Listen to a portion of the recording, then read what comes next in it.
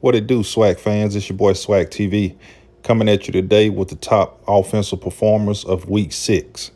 I'm going to go ahead and start with the running backs first, then I'm going to do the wide receivers, and then I'm going to do the quarterbacks last. So we're going to jump straight into the running back list. At number 5, we have Mississippi Valley sophomore running back Caleb Johnson. He had 22 carries for 96 yards, averaged 4 yards per carry to go along with 2 touchdowns. He's a big reason for Valley getting the 20-14 win over Bethune-Cookman. At number 4, we have Alcorn sophomore running back Nico Duffy. He had 20 carries for 138 yards while averaging 7 yards per carry, but was unable to get in the end zone.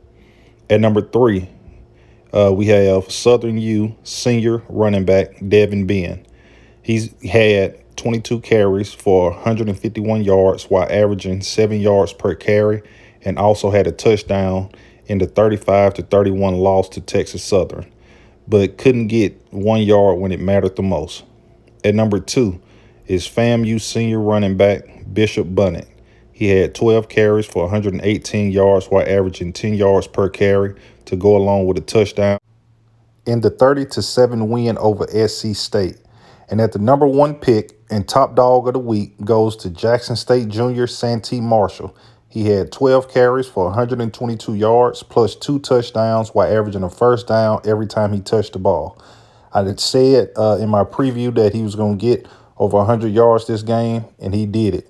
Big ups to him. Now for the wide receivers.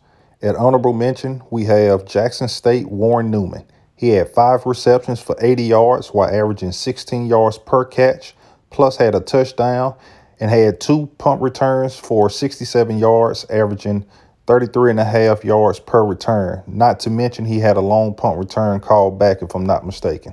He is a legit threat to take it back for a touchdown every time on a punt return. And at the number 5 spot, we have Bethune-Cookman senior running back Q-Shun Bird. Crazy that he didn't even do anything in the run game, but made the receiving list. I had to show him some love. He had 7 receptions for 145 yards while averaging 21 yards per catch, but had no touchdowns.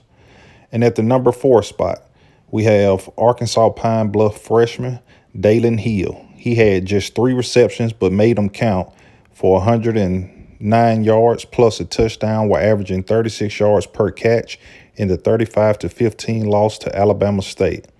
At number 3 is Alabama A&M junior Hilaire, number 6. He had 10 receptions for 117 yards while averaging almost 12 yards per catch to go along with a touchdown. And this was against JSU secondary, so very impressive.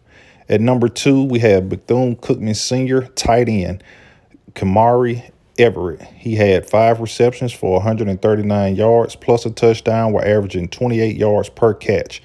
It's really amazing what he does at the tight end position week in and week out. He's easily the best tight end in the SWAC, hands down.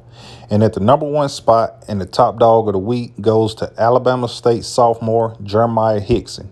He had 6 receptions for 112 yards to go along with 2 touchdowns while averaging 19 yards per catch in a 35-15 win over Arkansas Pine Bluff. Last but not least, now for the quarterbacks. At honorable mention, we have FAMU junior Rashad McKay. He completed 14 of 24 pass attempts for 181 yards, 1 touchdown, and no interceptions in a 30-7 win over SC State. At number 5 is Texas Southern freshman, dual threat quarterback Andrew Body. Completed 28 of 35 pass attempts for 338 yards, but had no touchdowns, also no interceptions, and ran for 85 yards on 16 carries while averaging 5 yards per carries. No touchdowns on the ground either. At number 4, we have Bethune-Cookman senior, also a dual threat quarterback, Devin Black. He completed 18 of 30 pass attempts for 307 yards, plus 2 touchdowns in the air and 1 interception, while rushing for 74 yards on 9 carries while averaging 8 yards per carry in the 20-14 loss to Valley. At number 3, we have Alabama A&M senior Aquil Glass. Despite being sacked 8 to 10 times, still had a good solid game. He completed 26 of 40 pass attempts for 293 yards, 2 touchdowns, and no interceptions. Did his thing against that JSU secondary. At number 2 is Alabama State freshman Miles Crowley, number 7. He completed 20 of 28 pass attempts for 292 yards, 4 touchdowns, 1 interception in the win over Pine Bluff.